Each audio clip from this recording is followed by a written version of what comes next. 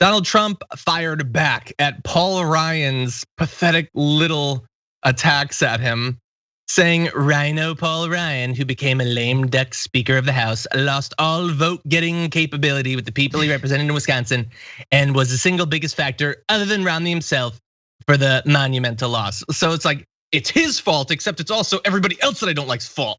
They lost. They lost a presidential election, so it's on them. When I lost a presidential election, it's everybody else.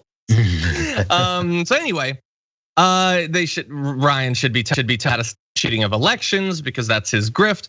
However, while most of this is it's blathering nonsense, he does point out one thing, and he says it was the day that Ryan went on the board of Fox. Fox would never be the same. That Fox totally lost its way and became a much different place, with millions of its greatest supporters fleeing for good. And that's important. We should acknowledge, as he does there, that Paul Ryan, as far as I can tell, from 2019 has sat on the board of Fox Corporation. Now, it's sort of silly that he's like, that was when Fox changed. Dude, it was years ago. How many interviews have you done with him since then? But Paul Ryan, who's off saying, we can't allow our party to be dominated by these demagogues. This uncritical worship of one figure will lead us down a dark path. And I sit on the board of a channel who has that as their only mission every day. Unfaltering allegiance to Donald Trump. Whatever position he has, that's what we have. Screw our careers, screw ethics and journalism, all that. That's what we are. And that's what he says in his speeches he's against. I don't know, Ben, what do you think? I'm thinking that you really split that up well. You parsed that well in terms of how the Republican Party, for years, they wanted to keep the dignified look of politicians like Mitt Romney and Paul Ryan, while simultaneously getting the benefit of Fox News and Rush Limbaugh. But it was only a matter of time before the Republican Party in public became the party of Rush Limbaugh, or what he was on radio and what Fox News has been on television. And so they, you can't sit on the board, Paul Ryan, and want to get the benefit, not only financial benefit and the prestige of being on that board, and expect for the party that you want to now, I don't know, come back to and help guide in the right direction. The Republicans, you all have been sowing these seeds for 40 years. This is your rabidly ridiculous party at this point. So, either deal with it or move on. Yeah, and kind of like we were saying before about, what they actually aim to do. I wonder how much of Paul Ryan's heart is really in this fight anyway. Like, sure, I'm sure on a personal level, to the extent that he's still a man at all, he has a problem with Donald Trump. I mean, most people do. And I guess it might be difficult even to win re-election for him personally with Donald Trump opposing him. But in terms of like, if they get back into power with or without Paul Ryan, he's gonna get what he wants. Like, again, they're not gonna do anything substantive that has a significant economic, impact, except give tax breaks to millionaires and billionaires. Like, he's gonna get what he wants. Why are you whining so much?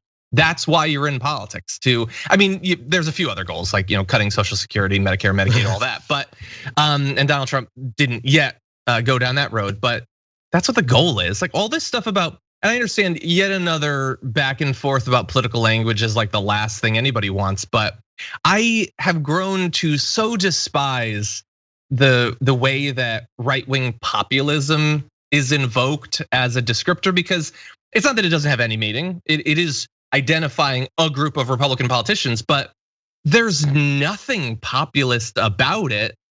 And I don't even just mean that it's dishonest. What is Marjorie Greene going around the country talking about right-wing solutions to the economic problems that plague the forgotten masses? Does Matt Gaetz do that? Is Trump doing that? Hawley is like the closest, and even he's moved on to just anti-democratic insurrection support and all that. Like there's no populism anymore. They're xenophobic. They hate a lot of people and they talk about it a lot. They talk about being canceled a bunch. It's not populism, it's just bitter whining. That's all it is. The actual policy outcomes will be the exact same as if Hastert was still in charge or if McConnell, gets back into power. I don't know. So I hate that term now, but I get why people use it.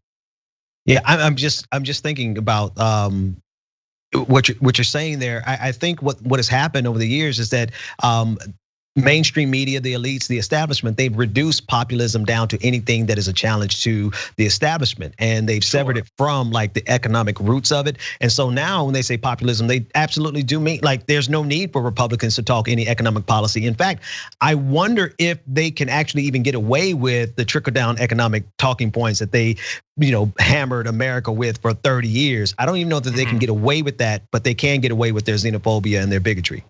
Yeah, no, I think you're totally right, and that's true. And like it being anti-establishment in some way is obviously it's a core component of populism. That is totally true. But they conflate like Trump insulting McConnell and threatening to send him packing. Like, okay, that is anti-establishment in that he's an incumbent, but it's not anti-establishment in that it is like actually threatening the economic status quo. Absolutely. It has nothing to do with that. It's personal.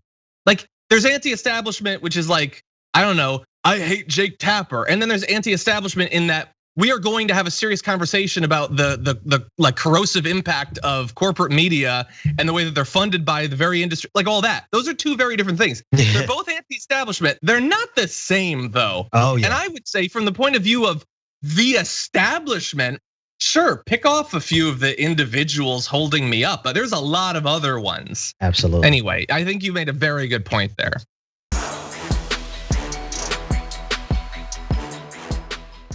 Check out the Damage Report podcast each day, wherever you get your podcasts, whether Pocket Casts or Stitcher or iTunes.